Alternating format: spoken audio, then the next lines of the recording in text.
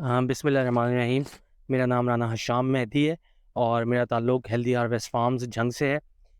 हमने यहाँ पे गढ़ महाराजा में और अहमदपुर सियाल में तकरीबन 11 एकड़ पे जीवन काश्त किया हुआ है और आज तकरीबन 24 फरवरी है और हमारी फसल तकरीबन 118 दिन की हो गई है। हमने अपना पहला जो एकड़ काश्त किया था वो 8 अक्टूबर को काश्त किया था और हमारा जो आखिरी एकड़ था वो तकरीबन 12 या 13 अक्टूबर को काश्त होके मुकम्मल हो चुका था। उसके बाद हमारी जो पराली है, जो 8 अक्टूबर वाला हमने एकड़ काश्त किया था, उसके ऊपर पराली हमारी तकरीबन 13-14 तारीख को डल चुकी हुई थी, फाइनल हो गई हुई थी।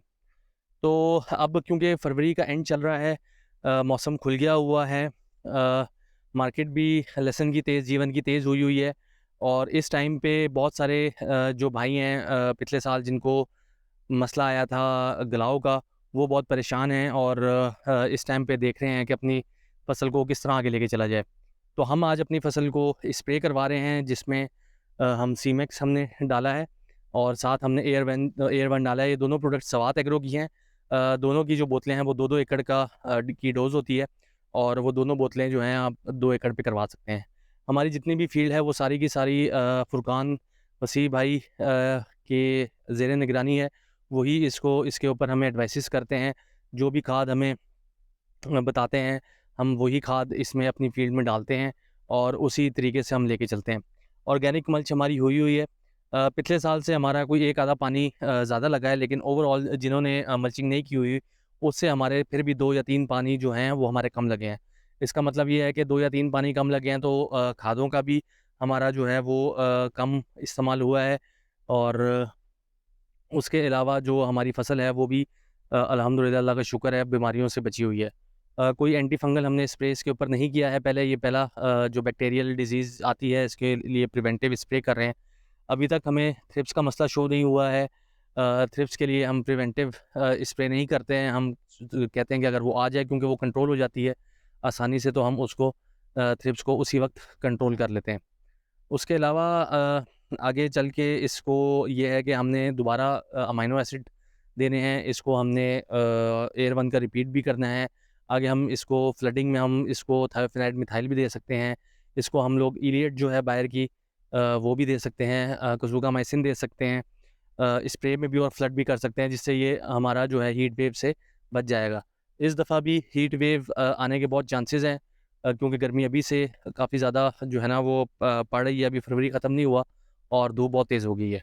तो इसमें मेरी सब किसान भाइयों से ये गुज़ारिश है कि अपनी जो फ़सल है उसका ध्यान रखें, उसको प्रिवेंटिव स्प्रे करें, ख़ास तौर पे ये बैक्टीरियल डिज़ीज़ वाले, जिससे जो पिछले साल गलाव का मसला आता है वो ना आए। पिछले साल मैंने एक बात नोटिस की थी, क्योंकि हमने मल्चिंग की हुई थी। अ, मे बी शायद हमारी फ़ील्ड में उस तरह से मसला नहीं आया। मैंने फुरकान भाई से भी डिस्कस किया था कि फुरकान भाई, हमारी फ़ील्ड में इतना मसला नहीं आया, आई डोंट नो कि क्या वजह है। हालाँकि हम साउथ के एरिया में हैं और यहाँ पे गर्मी बहुत ज़्यादा पड़ती है सेंट्रल पंजाब के निस्बत। तो उन्होंने कहा आपने मल्चिंग की हुई है तो मल्चिंग बहुत ज़्यादा फ़ायदेमंद होती है। बहुत सारी डिसीज़ से बचाती है। तो इस वजह से ही जो ज़्यादा मसला आया है वो बगैर मल्चिंग वाली फ़ील्ड्स में आया है। तो ये चीज़ मैंने बिल्कुल नोट की है, जिन्होंने मल्चिंग नहीं की हुई थी उनके लिए थोड़ा-सा ज़्यादा प्रॉब्लम बना था, लेकिन वो भी कंट्रोल हो गया था। तो मेरा सब किसान भाइयों से, जो जिन्होंने अगले साल लगाना है, पहली दफ़ा लगाना है, जो लगा रहे हैं, उनसे ये मेरी गुज़ारिश है कि मल्चिंग ज़रूर करें। मल्चिंग अपनी फ़ील्ड के ऊपर ज़रूर करें, ऑर्गेनिक करें या ब्लैक करें। ब्लैक मल्च में ये होता है कि आपको अपनी फ़ील्ड से उसको फ़रवरी के एंड में उखाड़ना पड़ता है शॉपर को, और ऑर्गेनिक मल्च का ये है कि वो आपकी एंड तक पड़ी रहती है। अब नेक्स्ट डोज़ जो हमने, लास्ट डोज़ जो इसको फर्टिलाइज़र के थ्रू दी है, वो हमने हाफ बैग ग्रोफॉस दिया है और हमने इसको 1 बैग अमोनियम सल्फेट का दिया है, जिसमें इसकी फ़ॉस्फ़ोरस और नाइट्रोजन जो है वो तकरीबन कवर हो जाती है। पोटाश हम आहिस्ता-आहिस्ता करके पिछले पानियों पे देते रहे हैं, लेकिन इस दफ़ा हमने नहीं दिया है। अब नेक्स्ट पे हम इसको फिर थोड़ी-सी फ़ॉस्फ़ोरस देंगे, नाइट्रोजन देंगे और उसके साथ पोटाश, हम जो एसओपी है उसका जो है ना वो इस्तेमाल करेंगे। नाइट्रो पोटाश हमने पहले इस्तेमाल किया, वो स्प्रेज़ में भी किया और फ्लडिंग में भी किया। तो अभी नेक्स्ट हमारा यही प्लान है कि हम इसको जो है वो तीनों चीज़ें फिर से एक दफ़ा दें और उसके बाद इसको सिर्फ पोटाश पे रखें। क्योंकि अभी इसकी जो पत्तों की ग्रोथ है, इसके तने की ग्रोथ है, वो अभी पूरी तरीके से मुकम्मल नहीं हुई है। ये फ़रवरी के बाद मार्च के मिड में जाके मुकम्मल होगी और फिर ये फ्रूटिंग की तरफ आएगा। तो उससे पहले आप इसकी नाइट्रोजन की डोज़ेज़ और आप इसकी जो फ़ॉस्फ़ोरस की डोज़ेज़ है वो आप इसकी पूरी कर चुके होंगे। उसके बाद इसकी पोटाश की डोज़ेज़ जो हैं वो रह चुकी होंगी सिर्फ। उसको मैनेज करने का ये तरीका है कि आप उसको हर पानी पे थोड़ी-थोड़ी पोटाश दें और उसकी जो पूरी डोज़ आपने सोचा हुआ है, अगर आपने 2 बैग सोचे हुए हैं तो उसको आप डिवाइड करके दें। अगर आपने 1 बैग सोचा हुआ है तो उसको आप डिवाइड करके दें। तो अप्रैल के महीने में हमारी तो ये प्रैक्टिस होती है कि हम इसको अब सिर्फ़ पानी लगाते हैं और उसके अलावा हम इसको कोई खाद नहीं देते हैं अप्रैल के महीने में। अप्रैल से पहले-पहले जितनी भी हमारी जो फर्टिलाइज़र्स होते हैं वो हम शुरू हमारी ख़त्म हो चुकी होती हैं। एक आधा स्प्रे होता है, वो भी सिर्फ़ बैक्टीरियल डिज़ीज़ के को प्रिवेंट करने के लिए स्प्रे होता है। सिर्फ़ वही हम अप्रैल में करवाते हैं।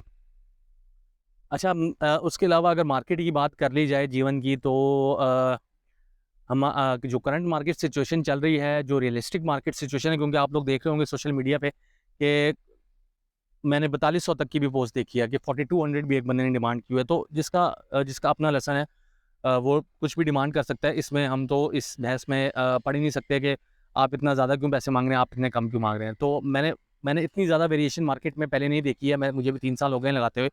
तो 4200 डिमांड कर रहा है, कोई अपना लगा रहा है, नीचे लिख रहा है उसके हमसे 1500 में हमसे ले लें और 1300 में ले लें और 1400 में लें। तो मेरा ख़्याल है रियलिस्टिक जो मार्केट इस टाइम पे खड़ी हुई है, वो तकरीबन 1800 से 2200 के दरमियान में जो है वो खड़ी हुई है और इस पे जो है ना वो एक मुनासिब सौदे इस टाइम पे मार्केट के अंदर हो रहे हैं। जो आपके जो किसान हैं, जो पिछले साल रह गए हैं, जिन्होंने नया लेना है, वो इस रेट पे मेरा ख़्याल है कि सौदे कर रहे हैं फार्मर्स। और जो इन्वेस्टर्स हैं, जो आपके ट्रेडर्स हैं, वो थोड़ा-सा कम पे हैं, वो 1400-1500 रुपए पे माल उठा रहे हैं। अभी भी बाइंग जारी है। मेरा ख़्याल है कि फ़ेब के एंड तक बाइंग ख़त्म हो जानी चाहिए उनकी और वो भी अपना रोल आउट करेंगे आगे। तो वो जब रोल आउट करेंगे तो ये जो रेट है वो स्टेबल हो जाएगा 1800-2000 पे। मेरा ख़्याल है कि ये रेट स्टेबल हो जाएगा। अभी वेरिएशन है, उसके बाद ये स्टेबल हो जाएगा। कुछ लोग 2500 भी डिमांड कर रहे हैं, 3000 भी डिमांड कर रहे हैं।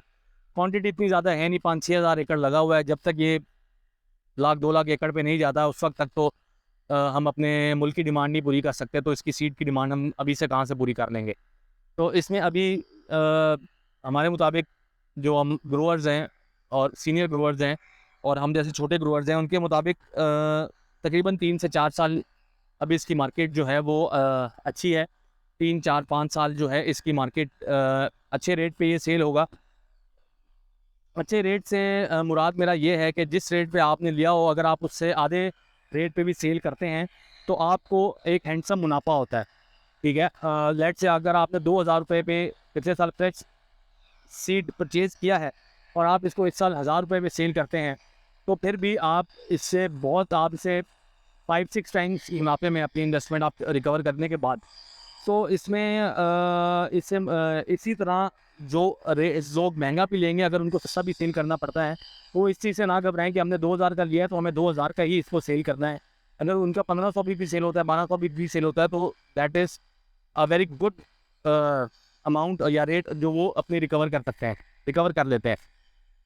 उसके बाद करंट मार्केट के बाद अगर इसके फ्यूचर की बात करनी है, जो मैं पहले ही बता चुका हूँ, हमें जो नज़र आता है वो अभी भी इसका 3-4 साल अच्छा ये अपना सीड में प्ले करेगा रोल्स जीवन गार्लिक। क्योंकि आपको पता है कि जब तक हमारे अपनी पाकिस्तान की इसमें खुद कफील पाकिस्तान लेसन में नहीं होता, उस वक्त तक तो हमारा ये सीड इसी तरीके से सेल होता रहेगा। तो जो लोग घबरा रहे हैं किसी भी वजह से, बहुत सारे लोग बहुत सारी बातें करते हैं। जिन्होंने ये लगाया है सिर्फ उन्हीं को पता है कि अल्लाह ताला ने उनके ऊपर क्या मेहरबानी की है, उसके अलावा किसी को नहीं पता। बहुत सारे लोग नेगेटिव कमेंट्स कर रहे होते हैं।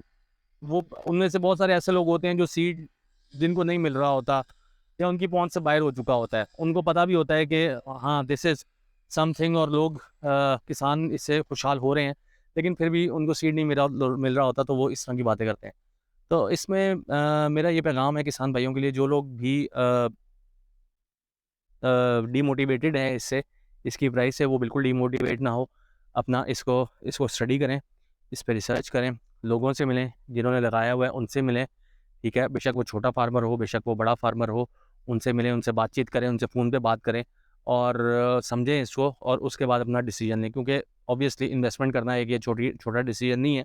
इस टाइम पे अगर आप नॉर्मल भी देखें तो 35 से 3 मिलियन से 4 मिलियन का आपका एकड़ का सीड बनता है।